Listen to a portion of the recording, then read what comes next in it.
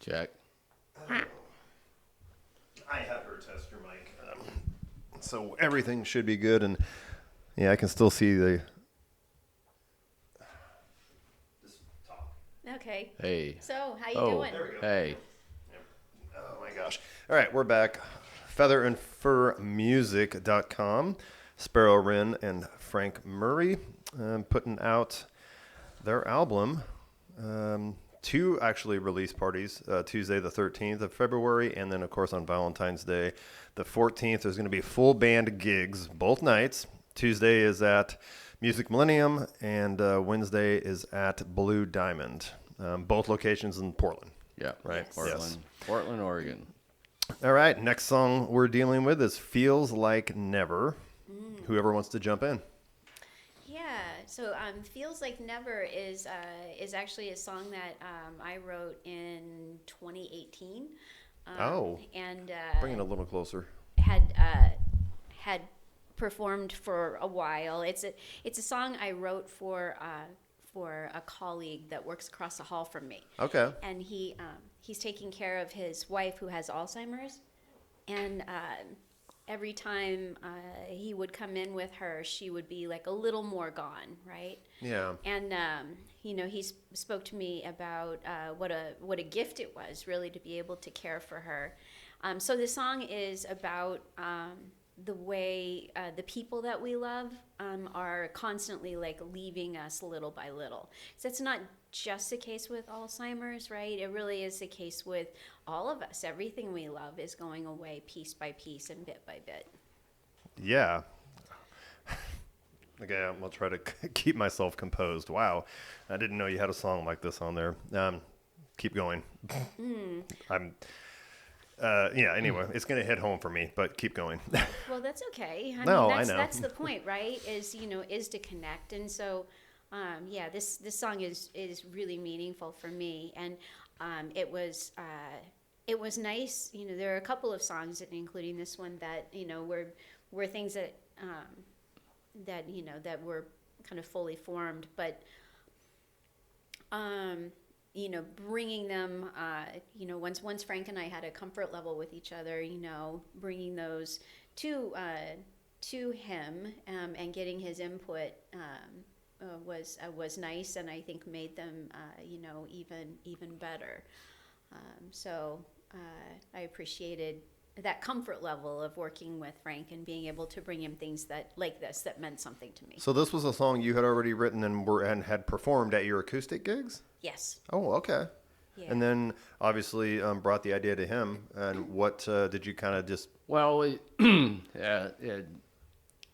just try to make it, more of a song that could be done with the band. 'Cause Yeah. she had been doing it acoustically, and it was a little longer. Okay. And so we just kind of modified the arrangement a little bit. So yeah. So this one was more, she already had the melody and the lyrics, Yeah. and then you just kind of hey, we're going to add some other instruments. Yeah, we created a rhythm, to give it a flow. Right. And then,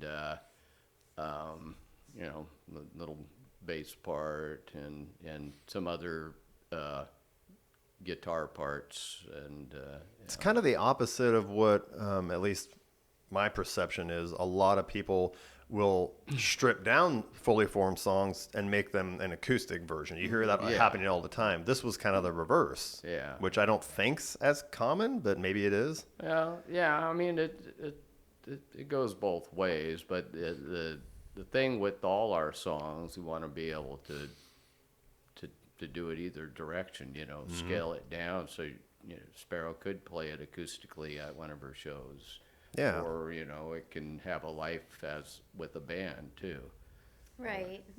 So yeah, we cut the first two choruses. We cut them in half, and then did the full chorus the third time through, and then that left space for some nice lead work, some good solo work by Frank. Which, in all cases, I think having that instrumentality, and particularly Frank's instrumentality on things, he's got such a gift for communicating emotionally with his guitar. Okay. That making the space for that in the song was lovely. Yeah, I liked And it. you were on your 2-week timeline, just like with every other song, a week to. Well, although this might have went a little faster because you already had a fully formed song. Yeah, I spent a little time on my iPad, playing with ideas, but Yeah. yeah, and in comparison with some of the others, it was, slightly different animal. Right. Yeah. There were a couple of them that that were a little bit different. As we got closer to the recording session, and we thought about what we were going to be bringing into the studio. We changed our process just a little bit because our timeline changed a little Okay. bit. Yeah. Did you do any singing on this one? Background, nothing? Okay. Yeah, Sparrow did it all. It was. I've never harmonized with myself before. Is that weird? It's really. It's. I really enjoyed it. Obviously, not something I can do. In the solo show. Right. But it was nice to, to be able to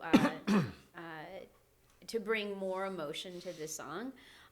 With the benefit of being able to add a harmony and add the lead work and Brady's beautiful work on the organ. I think he added the organ on this one. So it was really nice, and it makes me really, really happy that this song is out there in a different kind of a way now. Oh, so you mentioned an office mate, somebody. He's still around. He is still So around. he's gonna. Has he heard this yet? This version of it? He's aware of it, but he's not really been able to hear it Okay, yet. but eventually he will, especially once it's released out there. Well, we'll see. Yeah, I think it's a little close for him right now. Yeah. Right now his wife is still with him, and Okay. I'm sorry. I for some reason I thought she had passed. Okay. yeah. She's actually not living at home anymore. She got to the point where she's in in other Assisted living. yeah, Memory right, care. right, yeah, because of wandering and safety issues. And so I hope that at some point it's something that that he's gonna feel comfortable enough emotionally to hear. But he's aware that I wrote it for him, Yeah. and he's aware that it has this life that it's taken on, and that makes me happy. Yeah, but into the current situation and circumstances, it could be hard for him to listen to that. I can totally get that. Yeah. So you mentioned harmonizing with yourself. The demo tracks for this, were they all done in your studio downstairs here? We did those here. Yeah. And in one of these rooms too. We just basically sang into the iPad. Oh, okay. Is that how you got like a track that she could then go back and harmonize to? Because you'd Yeah. have to record her once. Yeah, I mean, you just that's the cool thing about nowadays with any digital recorders. Yeah. You can record a couple tracks and then just do another track. Harmonize yourself, do another harmony. You could be like Queen. But you're doing it so you're recording some vocal tracks directly into the iPad? Yeah. And now I'm assuming, are you using like a USB mic into the No, iPad? you just, I mean, you can do all the above, or directly into the iPad.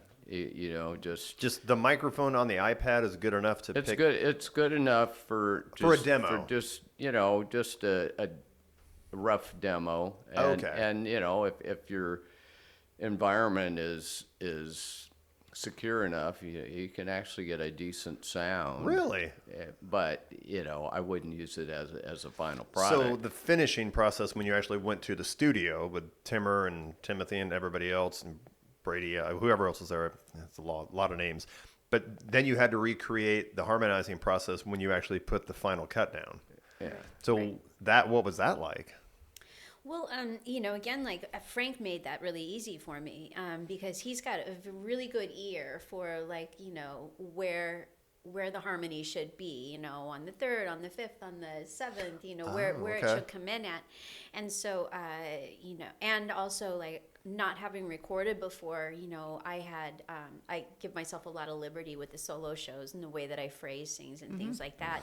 And so he, kind of identified my bad habits in working with myself. So I understand, where to cut things off and how to phrase things so that they'll match up better. Okay. And so because we had done that work together ahead of time, it made things very streamlined and very fast in the studio. I felt much more confident, and I was kind of freaked out before I went to the studio, right? Working with studio musicians, I'd never done that before. Going to an actual studio, never done that before, and I was really concerned, going into it, that because I was the newbie, that I would be the one that would, mess everything up for everyone else. So everybody else is waiting on you. Yeah, like, come on, Sparrow, get it right. How many times do we have to do this, right? Like, in my mind, that was my back talk. And, yes. And, thanks to the pre-work that Frank and I had done here, that didn't end up being the case. I didn't end up feeling like the dumbest kid in the room, which was really a blessing. So I don't want to get too much into the weeds on this, but it's interesting to me. Once you go to the actual studio to do the final recordings, she's in the booth for whatever it is and laying down the first vocal, and and then you're recording that, you're monitoring, and then when she goes back, you basically have the headphones on and you're listening to your first track in your headphone. Yeah, and you singing. just the whole band is just playing in there, and then you just singing along. So the second time you do it, you're hearing your first vocal. Oh yeah, Correct. And you're harmonizing to it. And are you kind of are you in eyesight of kind of giving her direction as she's doing it, or just no? I mean it's once you've worked the part out, that's fine. If we were both singing harmonies together, which we did, then we need to be in eyesight. okay? Because eye contact is key for because if you're just slightly off, Yeah. You can hear it on a recording. Yeah. Yes. You want to sound like one. Yeah. And you almost need the visual cues of the mouth moving. Yeah, the visual, not having the visual cues is a nightmare. I've been in that scenario in the past. Okay. And, it's doesn't work.